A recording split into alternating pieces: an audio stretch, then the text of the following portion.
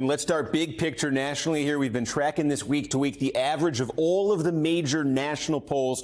Kamala Harris continuing with that 3-point advantage in the average over Donald Trump. But of course, Donald Trump lost the popular vote in each of the last 2 times he ran for president. And one of those times in 2016, he was still able to win through the Electoral College. So let's take a closer look then at the states, at the 7 core battleground states. Again, you're looking at our poll averages in here.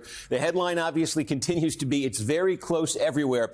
But one thing to draw your attention to when you talk about Trump being in Pennsylvania, Obama coming in there, all of the attention from Trump's standpoint in terms of an efficient path to 270 electoral votes, it would look something like this. If Trump gets Georgia, okay, where he leads in the poll average by 1.5 points, if he gets North Carolina, where is literally tied in the polls right now, and where Trump won in 2020, the only one of these battleground states Trump carried 4 years ago, then all Trump would need on top of Georgia and North Carolina would be Pennsylvania, where Harris does have a small lead in the averages now.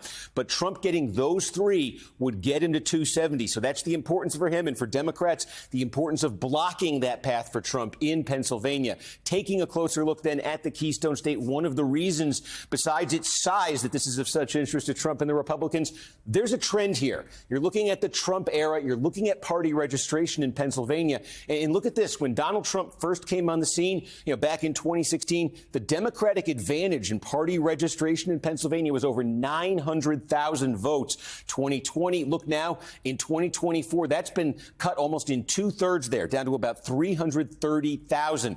There's been a little bit of a boost for Democrats since Kamala Harris took over in registration, but the big picture trend here has been more competitive for Republicans in party registration. So where are we looking in Pennsylvania? What's going to decide this state? Well, believe it or not, in the Trump era, there are only 10 counties in the entire state where Democrats perform better now than they did before Trump came along. However, some of these counties are very big. Focus on these 4 collar counties right outside Philadelphia: Delaware, Chester, Montgomery, Bucks. More than 1/5 of the vote statewide is going to come out of there. And look what's been happening here.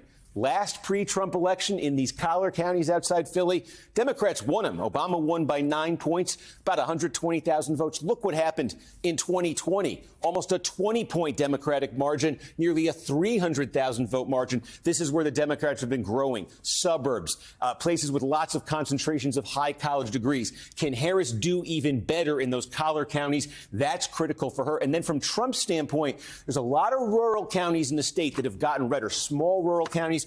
But let's talk about this collection here. Some people call this the Latino belt of Pennsylvania. These are counties that have some small, mid-sized cities with rapidly growing Latino populations. And we've been talking about Trump improving relative to 2020 and 2016 among Hispanic voters. Well, you can see it. Here are some of the cities in that Latino belt in Pennsylvania. Reading, Pennsylvania, it's 70% Latino. Now, it was overwhelmingly Democratic in 2020. Joe Biden won by 45 points. But look at that. That's down almost 20 points from 2012. Hazleton, Pennsylvania, more than 60% Hispanic. In 2012, Democrats won it narrowly. It's now a double-digit Trump place. Allentown, it has come down 10 points in its margin for Democrats. Can Trump grow new support in the Latino counties, the emerging Latino counties with large populations of Latino voters in Pennsylvania? That's a key from his campaign standpoint to the state, to the Keystone State, Kristen. Well, key questions as we continue to keep our eyes on the Keystone State. Steve Kornacki, thank you so much. You got it.